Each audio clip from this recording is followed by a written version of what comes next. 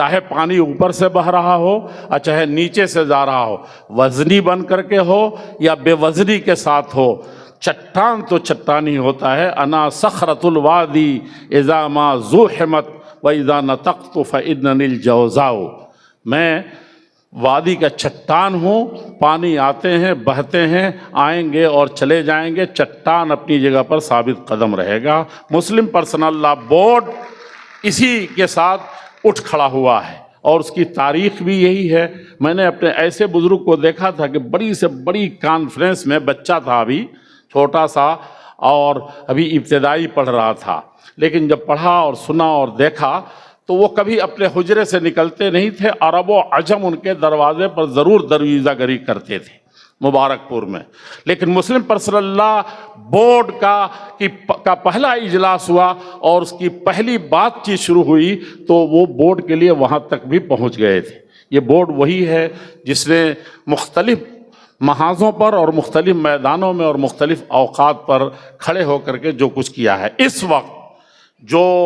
جس کو ہم بل کہہ رہے تھے، وقف بل، اور وہ اب ایکٹ اور پتہ نہیں قانون اور کیا کیا بن چکا ہے، اس کے بعد اور اس سے پہلے سے یہ لڑائی تو میں نہیں کہتا، یہ لڑائی ہے ہی نہیں۔ حقیقت میں لڑا تو وہاں جاتا ہے جہاں بہت زیادہ دشمن آمنے سامنے ہو۔ یہاں معاملہ تھوڑا پیچیدہ کر کے پیش کیا گیا ہے، اور کل پرسوں بھی ہمارے پاس جو بہت بڑے بڑے ودوان اتفاق سے ہمارے غیر مسلم بھائی تھے، انہوں نے بھی یہی کہا کہ یہ سمجھ میں نہیں آ رہا ہے کہ مینجمنٹ کا مسئلہ اتنے سارے آپ اچھے لوگوں کو کیوں نہیں سمجھ میں آ رہا۔ معاملہ مینجمنٹ کا ہے، نماز پڑھانے کا تو ہے نہیں، وقف کو ادھر ادھر کرنے کا تو ہے نہیں۔ تو میں نے بہت طریقے سے سمجھانے کی کوشش تھی، جانتے بہت سے مسلمان ہی اس کو نہیں سمجھ سکے، اور اب تو سمجھ رہے ہیں، لیکن غیر مسلم ہمارے بھائی کیسے سمجھیں گے، غلط فہمی کے شکار تو ہو سکتے ہیں۔ تو میں نے کہا کہ مسجد میں نمازی آتے ہیں، لیکن بغل ہی میں ایک اسپتال کی زمین ہے جو آپ کے آباء و اجداد نے وقف کر رکھا ہے۔ آپ یہ بتائیے، آج سے کہیں کہ بہت اچھا کام ہے، اس پہ اکثر غریب ہی آتے ہیں، ان کو بیچ کر کے سب کھلا دیا جائے، تو وقف منشأ وقف ان کو تھوڑا سا سمجھ میں آیا۔ اسی طریقے سے مینجمنٹ کا مسئلہ تھا، تو یہ مسئلہ لڑائی والا تھا ہی نہیں، بلکہ سارے بدھیمان اور سارے خیرتمندان، سارے عقل مندان اور سارے سیاستدان اور سارے دانشوران بیٹھے ہیں پارلیمنٹ میں، اور ہر پارٹی میں بیٹھے ہیں، حکومت کے ایوان اور کابینہ سے لے کے سب بیٹھے ہیں۔ میں نے بار بار جب بھی اس طرح کی بات آئی، چاہے آپ جانتے ہیں مشینریاں جو ہیں ان کے ساتھ ہو، جس کے ساتھ ہو، میں نے کہا کتنا آسان مسئلہ تھا، نہ یہ کمیٹی بنانے کی ضرورت تھی،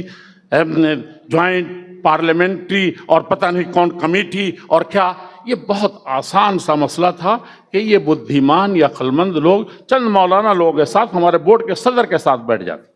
بہت آسانی سے مسئلہ سمجھ میں آ جاتا۔ وہاں بدھیمان ہے، قانون دان ہے، وہ بیٹھتے اور مسئلہ سمجھ میں آ جاتا۔ یہ کھلی کتاب کی طرح ہے کہ اس میں کوئی جو دعویٰ کیا جا رہا ہے اس کی تصحیح کا۔ میں نے کہا کہ اول اور آخر اگر مجھ سے سننا چاہتے ہیں تو مجھے میرے اس کاسے سر میں ذرہ برابر بھی یہ سمجھ میں نہیں رہا کہ اسے مسلمانوں کا یا غریبوں کا، اور خاص طور پر غریبوں کی ہمدردی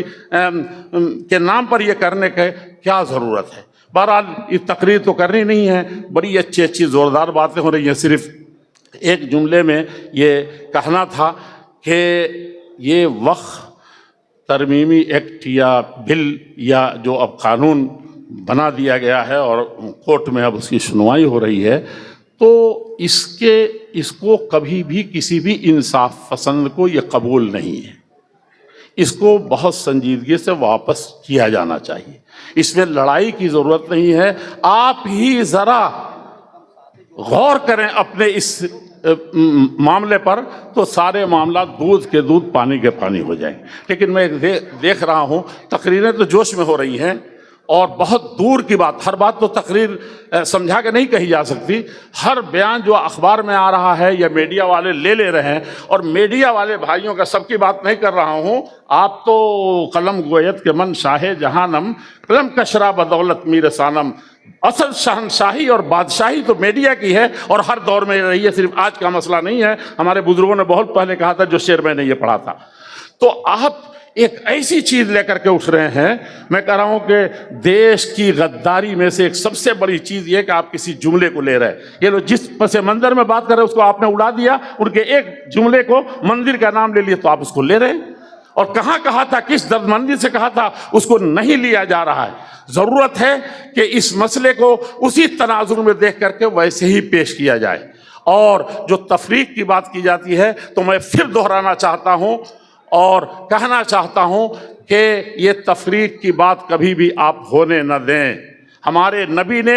زندگی کے سب سے کٹھن اوقات میں، آج تلواریں نہیں ہیں، صرف زبان اور قانون کی لڑائی ہو رہی ہے، اس وقت تلواریں سر پر پورے طور پر پورے عرب کی، چونکہ قریش نمائندگی کرتے تھے، سب جس رات آنے والی تھی، سب سے کٹھن وقت میں اور سب سے اعتماد کی جگہ اور سب سے بھروسے کی جگہ آج بھی ہندو بھائی لڑ رہے ہیں، پارلیمنٹ سے لے کر کے، قانون سے لے کر کے، اور میڈیا میں بھی کچھ لوگ۔ اس وقت اللہ کے نبی صلی اللہ علیہ وسلم نے امت کے سب سے افضل اور سب سے بڑے اور سب سے رحم والے اور سب سے قوت والے ابو بکر صدیق نے انتخاب کس کا کیا تھا؟ عبداللہ ابن اریقط، ایک غیر مسلم بھائی کا۔ اور آخری بات یہ بھی کہہ دوں، جو آپ یو پی کی بات آئی تو آپ نے بھی پتہ نہیں کون کون سی الاپنے شروع کر دے میرے مسلم بھائیوں، اور کہا کہ یہاں تفریق ہو رہی ہے تو وہاں بھی کر دو کہ وہاں ان کی دکانیں نہیں رہیں گی، اور یہاں یہ بٹوارا چاہتے ہیں لوگ، اور بٹوارے والوں سے بچ کر کے رہنا ہے۔ مجھے سخت تعجب ہوتا ہے اور اپنے اوپر بھی کبھی افسوس ہوتا ہے کہ وہ مات رسول اللہ صلی اللہ علیہ وسلم، حضرت عائشہ گھر کی کہتی ہے، انس جو سب سے زیادہ ایک دو صحابی کے بعد بلکہ سارے صحابہ میں سب سے زیادہ نبی کی حدیث بیان کرنے والے ہیں، وہ کہتے ہیں کہ مات رسول اللہ صلی اللہ کے نبی جس وقت اس دنیا سے چلے گئے، موت طاری ہو گئی، مر گئے، اس وقت انتقال فرمانے کے وقت وَكَانَ دِرْعُهُ مَرْهُونًا عِنْدَ يَهُودِينَ، 20 سا کہیں ہے کہ 20 سا جو کے بدلے میں آپ کی جنگی سامان جس سے آپ 4000 تیر اندازوں کا مقابلہ کرتے تھے، وہ ایک یہودی کے گھر رکھے ہوئے ہیں۔ عثمان غنی کہاں چلے گئے تھے؟ کہاں گئے تھے مدینے کے تاجرین جو دنیا کو فتح کر رہے تھے تجارت اور اپنے اخلاق سے، اور اکثر دنیا ایسی ہی ہوئی ہے۔ تو یہ بھول جاتا ہے کہ نبی جب گئے تو یہودی وہاں موجود تھا، اور اس یہودی سے آپ نے سودا کیا تھا، وہ بھی جو کا، وہ بھی گھر کا خرچہ چلانے کے لیے۔ آپ کسی بھرے میں بھرم میں مت آئیے، یہ اسلام ہے، اس کی جڑیں مضبوط ہیں، پہلے ہم کو مضبوط ہونے کی ضرورت ہے۔ قیمتی وقت ہے، قیمتی لوگ بیٹھے ہیں، نہیں تو میں یہ کہتا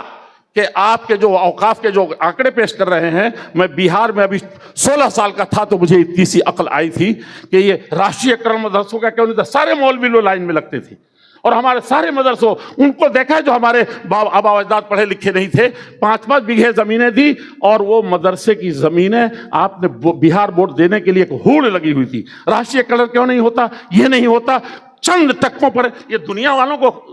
دکھانے والے، صرف آپ تقریر کریں گے اور صرف آپ باتیں بنائیں گے۔ آپ نے ان لاکھوں ہزاروں ایکڑ زمین کو جو ہمارے کئی ہزار مدرسوں کے ہے، ہوڑ لگا کر کے آپ نے سرکار کو دے دیا، اور 2 روپیہ بڑھانے کے لیے تنخواہ، سب کچھ، یہ سب عالمان دین تھے، میں بھی اسی میں سے ہوں، لیکن ایسا نہ کریں۔ آپ پہلے ایمان کا، اللہ پر یقین کا سب سے بڑا جذبہ رکھیں، اور اسی پر